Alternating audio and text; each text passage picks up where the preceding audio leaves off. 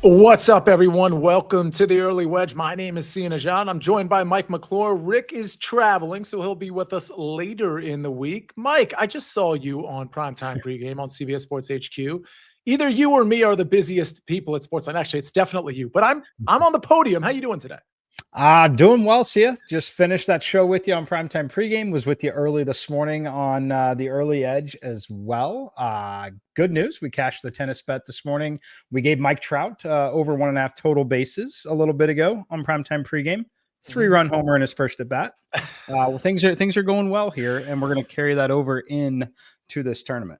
I absolutely love to hear that. I assume everybody in the chat has already dialed into what we do on the Early Edge on this channel at SportsLine. But if you don't realize it, SportsLine is so good for picks, but it's also so good for so much more information. And a lot of that information is what Mike McClure provides, whether it's relating to NASCAR or baseball or golf or NFL, whether it's DFS plays or betting plays.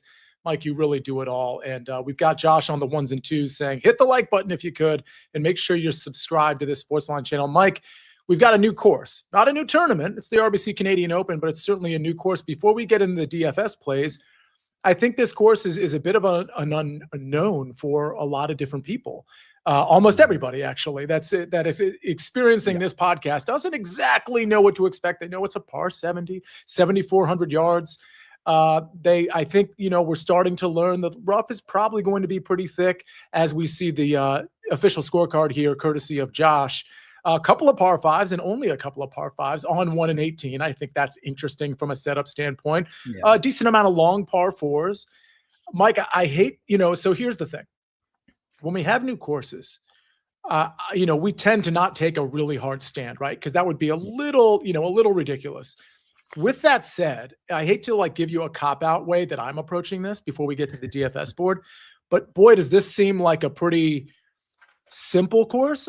That's not intended to be disrespectful. Like ball striker. If I'm going to reduce it down to the most obvious metrics, I feel like being a good ball striker off the tee and on approach, I feel like that's like box number one to check here.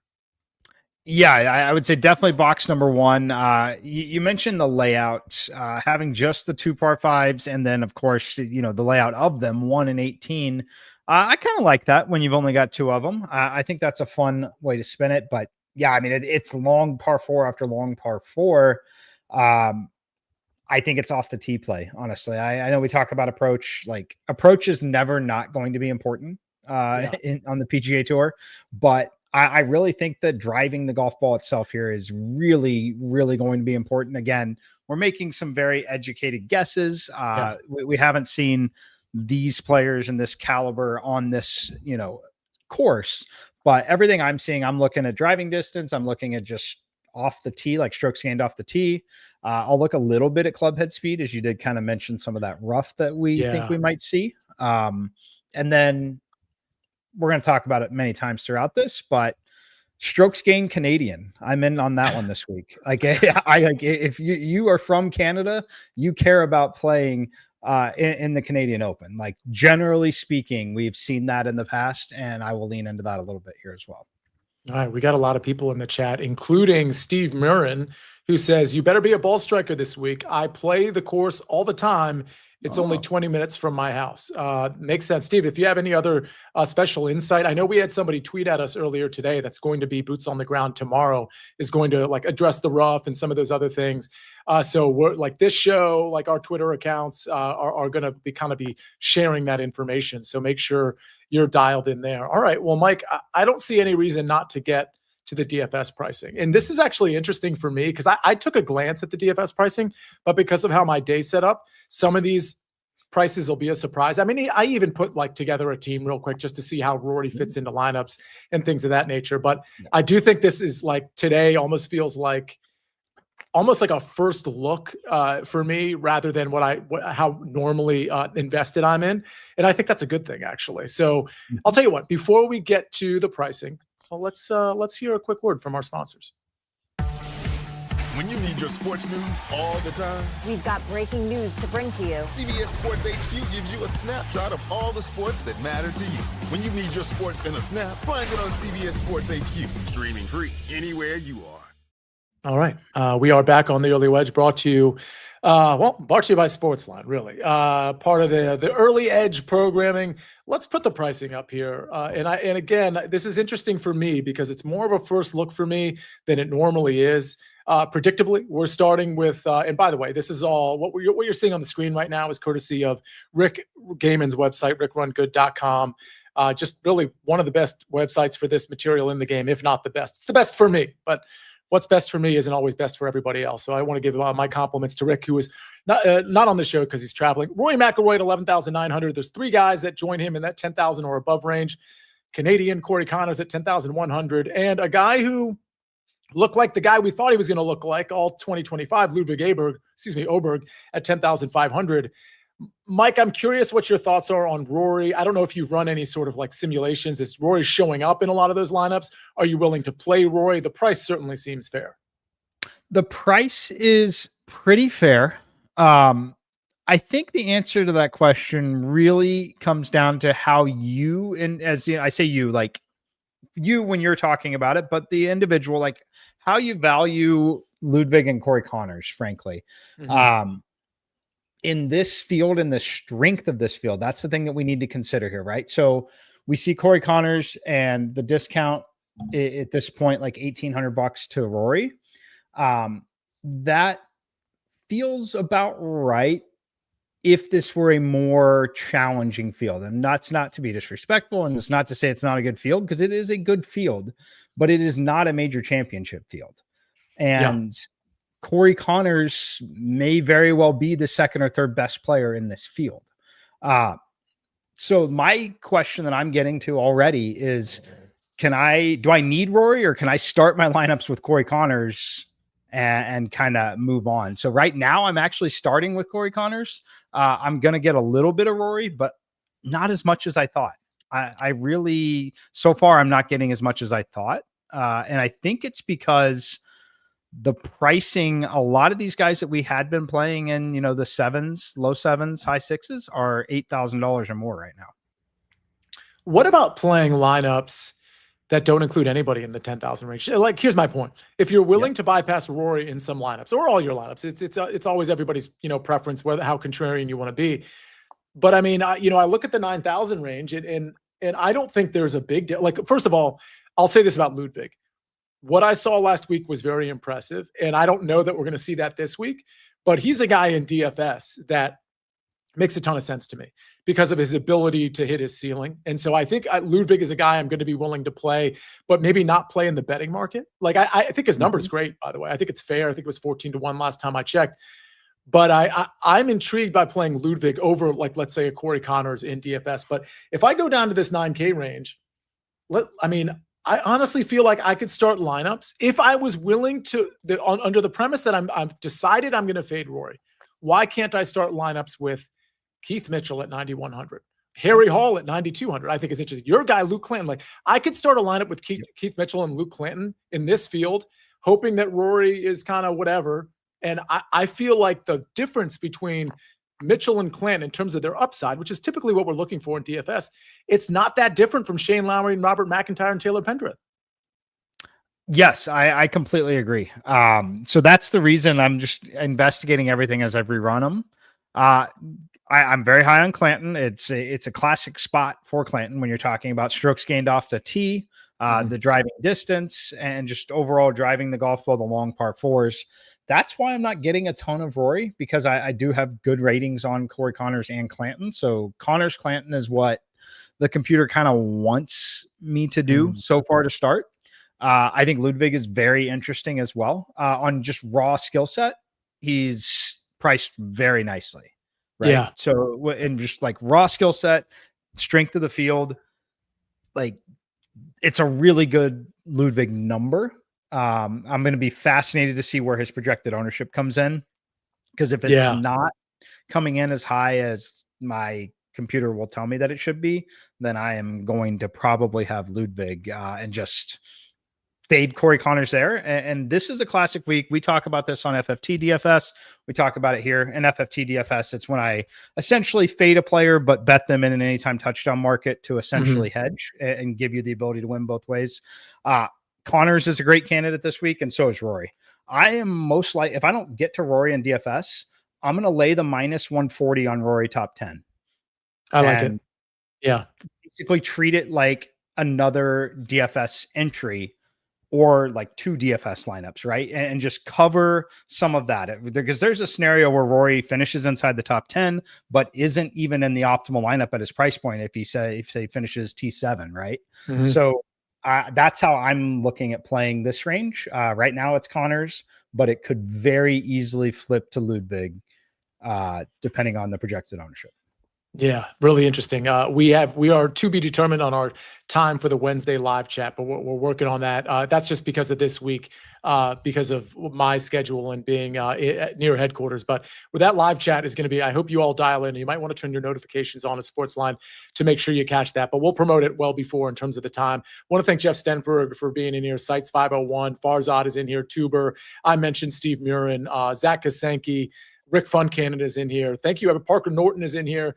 Thanks everybody for being in here. Sorry if I left anybody's name out here. Let's go to this 9K range, Mike. I'm intrigued by it because I feel like what I said on the front end, I feel like the guys in the low 9K range, I'm not saying they're as talented or as consistent, but in some ways they are. I mean, I look at Robert McIntyre and I think, I don't really know when to play Robert McIntyre. I tend to get that wrong. Same with Shane Lowry for that matter. Taylor Pendrith is going to be a popular play. I think Pendrith and Corey Connors are going to be popular. Pendrith might be one of the more popular guys in the 9K range, especially in the non-Roy lineups. Sung J M, Sam Burns, we've seen some glimmers there. I like Harry Hall. I like Keith Mitchell, and I like Luke Clanton. Those are my 3 favorite, actually. Harry Hall's been ball striking. He's not normally a ball striker, but he's been a ball striking. We know he can putt. I don't care what the surface is. We know he can putt. And Keith Mitchell, like I said, I was looking for ball striking, and this isn't exactly a field that's loaded with so many guys that I don't think Keith Mitchell can close or top 5 a tournament. Mike, those are my 3 favorite. What are yours? I'm going to copy off your paper. Those are my 3. Luke Clanton, number 1 for sure for me, but Harry Hall and Keith Mitchell right there. Harry Hall is the one that I talked about this a couple of weeks ago.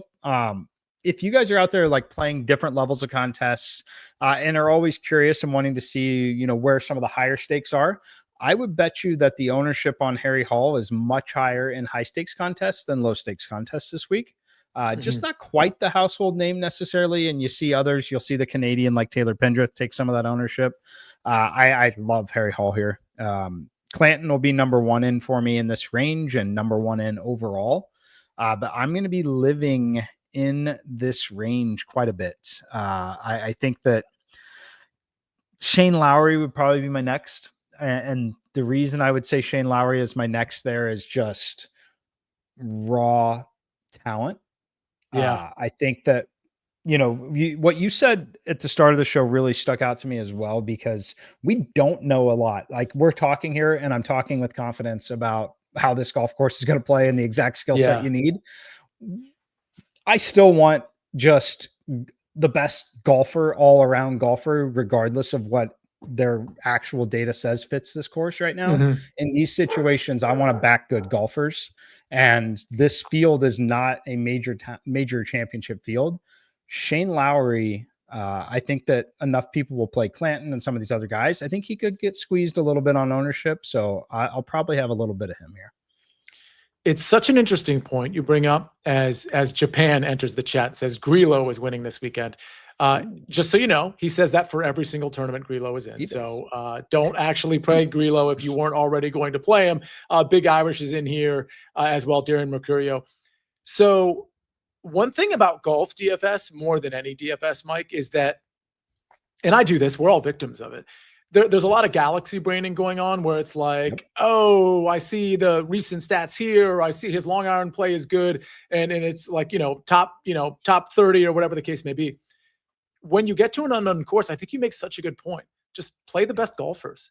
And what some people are going to hear is, yeah, no kidding, play the best golfers. But my original point is that that's not what everybody does. In NFL DFS, it's a little different because you know who the good players are, you know who the good matchups are, and you know what the volume is likely going to be for a receiver or a running back, or what type of game format you're going to get. But in golf, sometimes just playing the best players is not contrarian, but it's certainly not a super common thing that people do. So I think that's a really interesting point about Shane Lowry that we can apply to a lot of other players. Before we go to the 8K range, anybody else that you feel like pointing out here? I mean, Sam Burns is at least starting to come on. T12 last week, pretty impressive. T19 at the PGA Championship. We're starting to see glimpses. I don't mind playing him. I'm not going to play him. Sung J M is another guy that T16 last week at the Memorial. We're kind of waiting for him to come around, and we're starting to see signs there too. Those are big names. Those kind of fit into they're the better golfers category, even though they haven't been lately. Any of those two names or anybody else in the 9K range? I'm probably not going to get there on either one of them. Again, talent, you could definitely back Sung Jae. He's someone that, is kind of a middling talent, in my opinion, at like major championships. But in this field, you could argue that he's definitely, knocking on the door of being in that top tier. Not going to play Sam Burns despite the recent success. He's looked pretty good since the Masters. But for me, it's clearly Clanton, then Hall. And then I've actually squeezed Lowry just slightly above Keith Mitchell. Oh, interesting. All right. And then Pendrith. Yeah. Are you, if I may, are you in or out on Keith Mitchell? And then I asked the same for Taylor Pendrith. I can be in on Keith Mitchell or Pendrith. I suspect that Pendrith, being Canadian, gets steamed a little bit in ownership to the point where that, coupled with the $9,600 price tag, I just probably get more Clanton and more Hall, saving money there, or just going all the way up to Shane Lowry for all the reasons I just kind of mentioned. I think Lowry kind of gets left out a little bit at 99 because he's just 200 less than the Canadian Corey Connors at the Canadian. It's just there are reasons why I think Shane Lowry is just a phenomenal play here. And I have to point out, it's another week where Robert McIntyre is going to get squeezed. If you're willing to play that in DFS, it's probably going to be the game theory play for sure. I can tell you, Mike, when I put out that tweet that I put out every single Monday, like, who are your first clicks? Not only was there a lot of Taylor Pendrith, but it was a lot of very confident Taylor Pendrith. And that's not a criticism. He's playing very well. He's obviously a very good course fit. Got the strokes gain narrative working for him with him being Canadian as well. So I think you're right. I mean, I might start lineups with Taylor Pendrith and Keith Mitchell and Luke Clanton. Like, I can play them both, but I also feel like I might end up skipping over Pendrith and Connors because of their popularity. Let's move on to, as we look at some of the strokes gain metrics from Taylor Pendrith. I mean, what he's doing with the ball striking is phenomenal. And it's not really a huge surprise, but the around the green play has even rebounded lately. If he can find the putter, he's absolutely viable to win here. Let's go down to the 8K range, Mike. I mean, I think there's some interesting names here. I do want to give myself a bit of a pat on the back because on the Monday show, I mentioned Nick Taylor. On the Tuesday show, I mentioned Nick Taylor. On the live chat with Jason Sobel, I mentioned Nick Taylor. And I was like, I don't know, this guy's pretty sneaky at 6,500. Well, that bargain is all done. He's 8,800 now. Granted, different field. I get it. Interesting. Mackenzie Hughes, fellow Canadian, also 8,900. Thorbjorn Olesen, a very interesting play, I think, at 8,700. I'm just not doing Wyndham Clark. If you want to do it, that's great. Alex Noren is a guy I've been on the last couple of weeks for better or for worse. I kind of like him. Goddard is coming on. Kurt Kitayama, your classic ball striker. Max Homa, very hot and cold. Cole coming around. Matt Wallace, probably not going to get a ton of attention. Rasmus Højgaard in there at the 8K range too. Who do you like here? I don't like a lot of the 8s. I will be very clear on that. And some of that is, starting with 2 guys in the 9s or 9 and Corey Connors or Rory. You're not going to get to a lot of 8s. It's going to be skipping that range. Those are the builds that I'm kind of looking at, is kind of skipping that range overall. Thorbjorn Olesen, I believe I'm terrible at pronouncing that name, but Olesen, I think, Olesen, but either way. Yeah. Yes. He's the first one in the 8s that pops to the point where it's like, computer says you can play him, go play it. Chris Goddard, who you mentioned, is projecting pretty well for me. He is a lot longer off the tee than I kind of realized, honestly. Yeah, he can mash it. He's got the distance. Other 8s, like, I'm having to scroll for them. The one that I think, no, I don't even like that. Matt Wallace, but I don't love the proximity buckets. Don't love the price point, but he does. For whatever reason, I'm trying to figure out why my model is projecting well on Matt Wallace, but he is. Well, Matt Wallace can surprise like any given tournament. It's like 1 out of every 6 tournaments he shows up. Josh, do me a favor on rickrungood.com. Can you click on Chris Gotterup? I'd like to see specifically, maybe on the Holy Grail or whatever, even on this page where you click on him and just see where the strokes gain metrics are coming from for him, because I do think this is a classic case of like the whole galaxy brain thing, by the way, where you're playing him, or who was that other guy we just talked about at 8,700 that like you might be trying too hard. Thorbjorn Olesen, who I like. I've been playing him too, but it's like at a certain point, maybe you play the golfers with more of the name value here. But yeah, look what he's done. I mean, T13 at Myrtle Beach, we didn't have the strokes gain metrics, but at the CJ Cup, he wasn't great on approach, but really good off the tee and around the green. And then he got it all in play at the Charles Schwab Challenge off the tee, a monster on approach, and the around the green play was there. Obviously, the putter is going to be an issue for Chris Goddard. I also don't like the 8K range. Jeff Stenberg has a comment here. A lot of the guys in this field played 36 today. Oh, yeah. Okay. So the qualifiers. Any consideration on fatigue this week? Would you factor that in? A lot of guys played a lot of golf today, and they got to turn around and, get some practice rounds in and then play on Thursday. I can tell you, Mike, I'm not super concerned about it. It's something I'll look into to the extent somebody's played like 5-6 tournaments in a row and had that 36 holes. I'd like to know who those guys are. Any thoughts here, though? I'm not terribly worried about it, honestly. I mean, at this point, if you're in qualifiers, right, like I mean, not always younger, but you're in shape, you're used to grinding, you're playing a lot of golf anyway. And I think that while it is an interesting question, I think you could also, you've got extra looks at the course, and you've done you've just, I don't know. I don't think it's a big factor here. If it were, I don't think it's a big factor. All right. Before we get to I don't know that, like Eric Cole, by the way, I don't know that he's the best course fit, especially if you're looking for some like off the tee stuff. But Eric Cole, a consideration for you in the 8K range? Let me see where he's at. I considered him a week or so ago, but I don't. No, not at 81 in this field. In this field, I would probably need him to be like 71, 72, somewhere in there. Yeah. The off the tee play just really isn't there. If that's what you're looking for, he's not really going to get you there. Okay. Let's move. Before we move to the 7K range, let's take a quick break in here. One more break and hear a message from our partners. The crowd loves champions. Gladiator 2 is an epic spectacle. To amuse you is my only wish. The glory is yours, not mine. Very good. Gladiator 2, rated R, now streaming on Paramount+. We're back on the early wedge. The deal says Alex Norn week. I don't mind that. I'm surprised at how well, I mean, he's playing well in spurts only, but I'm surprised at how well he's playing coming off that injury. I thought it would just be a number of missed cuts until he got back into form, but he seems like a pretty good play, and not knowing the course, I think Alex Norn could be one of those guys that can kind of do everything pretty well. I think that's an interesting play from the deal.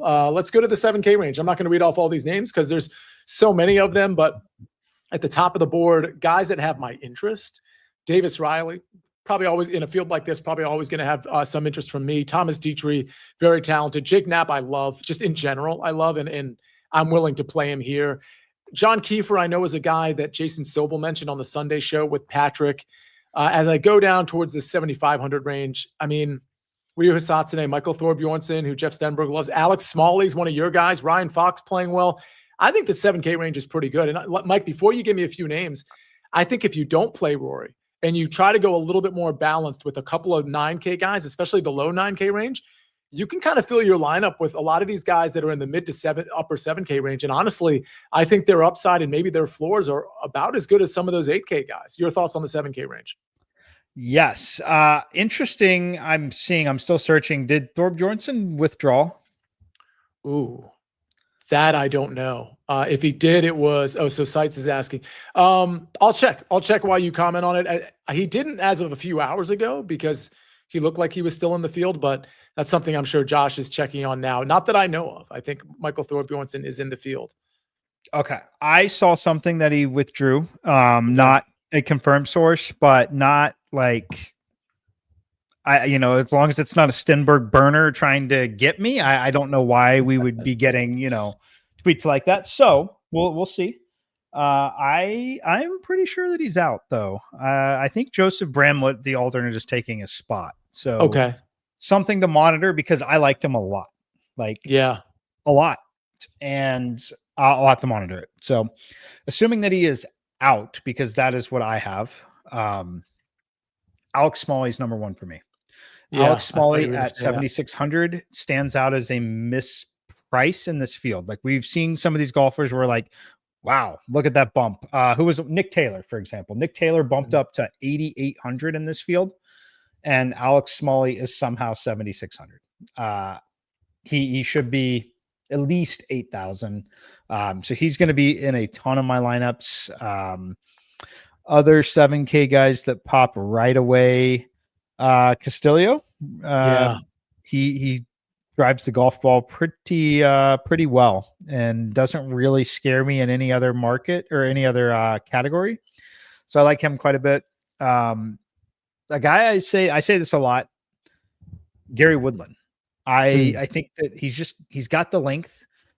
He has shown the upside throughout points of his career, and just not priced to where I think his overall skill set is at 7,600 or 7,700 in this field. So I'm going to get quite a bit of Woodland. I'm going to get a lot of Smalley, and Ryan Fox at 7,700 is popping quite a bit for me as well. Yeah. Other sevens, a little bit of Doug Gim sneaking his way in at Yeah, I like 7,300 Doug Gim as well. I like, I mean, you know, it's the classic story with Doug Gim. Like he's got to find the putter, but everything else is looking really good for Doug Gim. So I think I haven't played him all year because I'm just so worried about the putter, but I think he could be okay out here. Doug Gim at 7,300 makes a lot of sense to me. As I look at the rest of this 7K range, Norgon Moeller makes sense to me at 7,500. Yeah. I do like Alex Smalley quite a bit. And by the way, I think we do have, I don't want to say confirmation, but I think you might be right about Michael Thorbjornsen. I think he is out for this tournament. So it's too bad because somebody had a ticket on, again, we haven't had it fully confirmed, but somebody had a ticket on Michael Thorbjornsen at 50-1 that they put on my Twitter, and it was, going to pay thousands of dollars. But I like how he's playing. Anybody else? I mean, I'm looking at this Ricky Castillo, you mentioned at 7,200. I'm looking at this low 7K range. There's not a lot of Stephen Fisk. No, I'm not willing to go there. Victor Perez, I think, is at least interesting. Yep. Yeah. I really, Mike, this is one of the unusual times where it's normally the low 7K range where there's like a bunch of guys that people love, and they're like, that's where they're jamming in their last two people in their lineup. And I think, Isaiah Salinda, Ricky Castillo, I think those guys are in play there. But I like that mid to upper 7K range. And I think I'm going to make a lot of balanced lineups that showcase 9K and mid to upper 7K range guys and call it a day. Your thoughts? Yep, I'm going to be right there. And that speaks to kind of why we didn't like the 8K too much. There's those mid to upper 7K guys that fit a lot better with the 9K range that we want to live in. So I'm pretty confident that, there are a lot of capable golfers in that range, but I think there's 3 or 4 that are just mispriced in this field and should be 8K. And I think we kind of laid them all out there. Yeah. Okay. Well, let's see if we can find any value in the 6K range. I think this range is not great. I mean, I usually like more players in the 6K range. I will concede that today was just a weird day for me. So I didn't get a chance to really get into the 6K range. But from what I saw, I will say this. Carson Young at 6,900. I don't know if he popped for you, Mike, but when I ran an initial model, and I don't lean on my model a lot. I really don't. It's just kind of a starting point for me. But I was actually surprised at how he popped up. And honestly, when you're looking at ball striking, Carson Young is that guy. I mean, he is classically a good ball striker. So that's somewhere where I'd start. I think Antoine Rosner is interesting at 6,900. I'm not playing Adam Hadwin. I know the Canadian narrative and all that. Danny Walker, I know we were trying to force him a little bit too much, I guess I'm willing to play him, but I'm not as excited about it as I was when I was playing him in Puerto Rico, for example, like 6-7 weeks ago. At the top of this 6K range, I think it's really Carson Young and Rosner that I'm willing to play. How about you? Yeah, Rosner's the guy that stuck out the most. I'm trying to think. I think that's probably it for me. I think that, again, that's kind of why we're not getting the 8Ks, because there's not a comfortable 6K where you're talking like Rory, someone in the 9s and 8K, and then you drop down and get the 6K, and it doesn't really work with how I've got everything projected here. Rosner would be the first one in. After that, yeah, I'm not getting anyone on these lineup sets that I've built in the 6s, but Rosner would be the first one. The other one that I could mention would be Will Gordon, and it's just been not a lot of great results. Fits the proximity buckets well, okay on distance. Carson Young, as you mentioned, is fine, but yeah, I think it's pretty weak here. Maybe Chris Ventura, if you just, he's had some upside at some point, but I'm not going to be playing anyone in the 6s. I'm pretty. This is tough. Again, this is this shouldn't be a popular range for you because these guys are less than coin flips. Certainly in a regular cut event. I mean, I'm looking at 6,500. You can usually find some guys like Aaron Wise is 6,500. Like Aaron Wise is like barely playing on the PGA Tour right now. Let's see. We got Ben Coles down here. No, Hayden Buckley. It's like Hayden Buckley is 6,500. It's a bad range. Not to be super disrespectful. Jackson Suber is 6,400. I mean, that's not terrible. We've seen Kevin Velo be okay here and there. I just can't imagine he's okay for 4 rounds. What happened to Roger Sloan? Roger Sloan, is he Canadian? I feel like Roger Sloan is Canadian. I feel like Roger Sloan popped like before COVID. Roger Sloan was a thing for a few tournaments and then just wasn't. But David Lipsky is at least interesting to me at 6,300. If I was just doing a YOLO lineup, I'd be willing to play him. Oh, you know what? Thomas Rosenmueller. I actually like Thomas Rosenmueller. If memory serves, I'll just double check this as I look at Rick Run Good. Yeah, he's an absolute masher off the tee, and his accuracy isn't bad.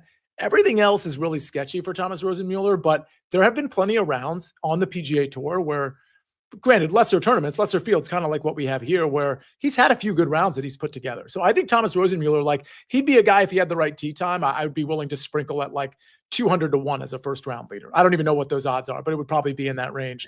I think Rosenmueller at 6,500 is at least interesting. Let's see. Yeah. The 6K range. There's not much here, right, Mike? Anybody else to bring up?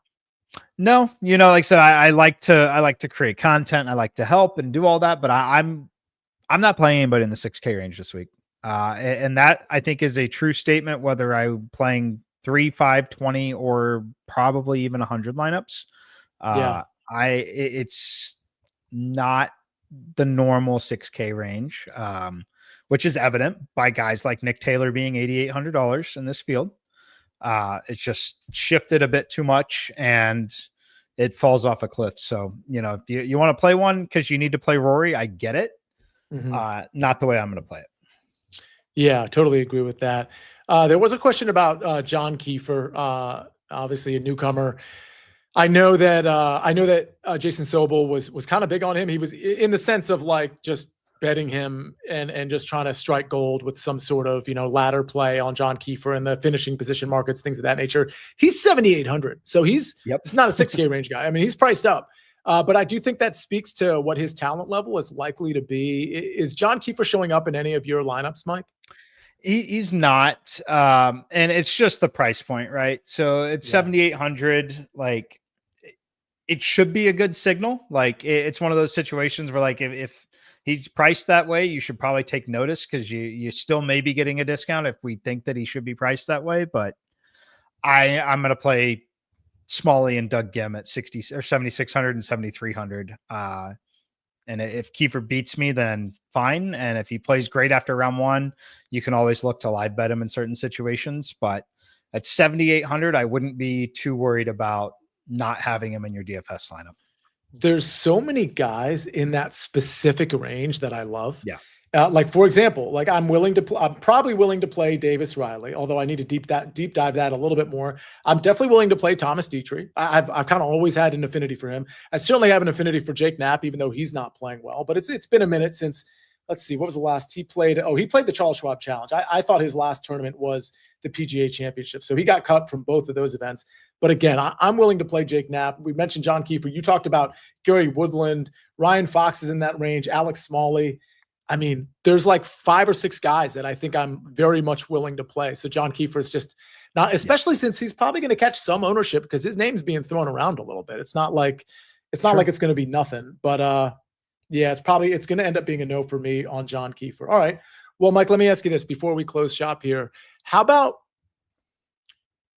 just from what you've seen in terms of the lineups that you've run already and what we've gone over, if there were 2 guys that you were like, and maybe you're just looking at it already, if there were 2 guys that you're like, these guys are going to be kind of like a core, not literally, like, people use core in different contexts, but like, I'm going to play a lot of these 2 guys. Who would they be? Who do you think you're building around on a Monday? Luke Clanton and Alex Smalley. I love it. Yeah. Luke Clanton, Alex Smalley. The next thing after that, I'm looking probably Shane Lowry, and it could turn into Ludwig depending on where Corey Connors, Shane Lowry, Ludwig ownership kind of shakes out on projections. But I am really kind of liking Shane Lowry, Luke Clanton, Alex Smalley as the first 3 in. Shane Lowry, Luke Clanton, Alex Smalley. Before we go off the air here, I want to, I'm putting that lineup in because I'm just curious what it leaves. So hold on one second as I put this in. We've got Shane Lowry. Yep. We've got Luke Clanton. And who was the other one? Oh, it was Alex Smalley. 78-33. Oh, that's what's left? Yep. Okay, so I'm going to do one other thing because you mentioned one of those big ticket guys. I'm just curious. Yep. If you put Ludwig in that lineup, it leaves you, 6,500. Bunch of Thomas Rosenmullers at that point. Okay, but if we take Oberg out, that core 3, Clanton, Lowry, and Smalley. And by the way, if you don't like Lowry, you replace him with Ludwig. And oh, by the way, that leaves you 76-33.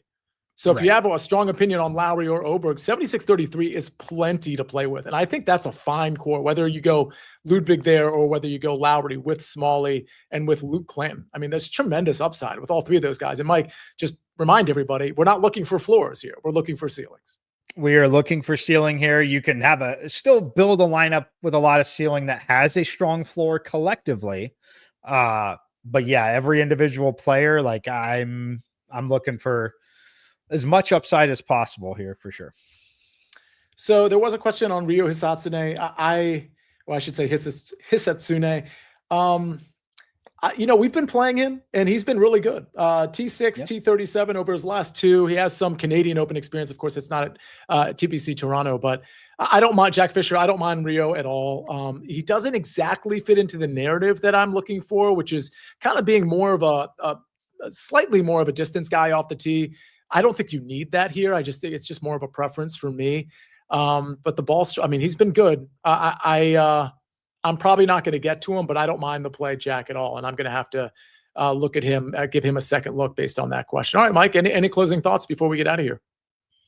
No, just as usual, tune in on Wednesday. I'll try and pop in at the chat at the very least. Awesome. And see if we can really navigate it because it matters every week. But I think that it matters quite a bit here because there is a top tier that's only like 4 or 5 golfers, in my opinion, here. And how they're getting owned will matter this week. It'll be really interesting to see where Rory ownership is, where Canadian, like sort of top Canadian golfer ownership is in terms of the higher priced guys. And then, of course, where guys like Ludwig and Lowry and whether guys like Clanton and Mitchell are getting any particular love. Clanton probably going to get more love than Mitchell, but I'm very intrigued by how you can make lineups here. And again, just like any slate, I'm willing to fade the top because it's DFS and you never know. Unless it's Scotty Scheffler, you really never know what can happen. All right, Mike McClure, thanks everybody. This is a new time, 7:30. We'll be back to 7 o'clock next week. We're going to have the Best Bets show tomorrow. I'm going to have my picks on that show, but I may not be on that show because of other responsibilities I have. But Patrick McDonald, Eric Cohen, and of course, Jason Sobel will be there. And again, I will pop in with my picks for sure. Might even be able to pop into the chat. Wednesday, we're going to have a live chat, time to be determined. And then Sunday, we have the live betting show, which I wasn't on last Sunday, but I'll be on this Sunday. Everybody, thanks for joining us on the Early Wedge. We'll see you the rest of the week. Join us for the Early Edge tomorrow morning at 10 and have a great rest of your Monday. We'll see you next time on the Early Wedge.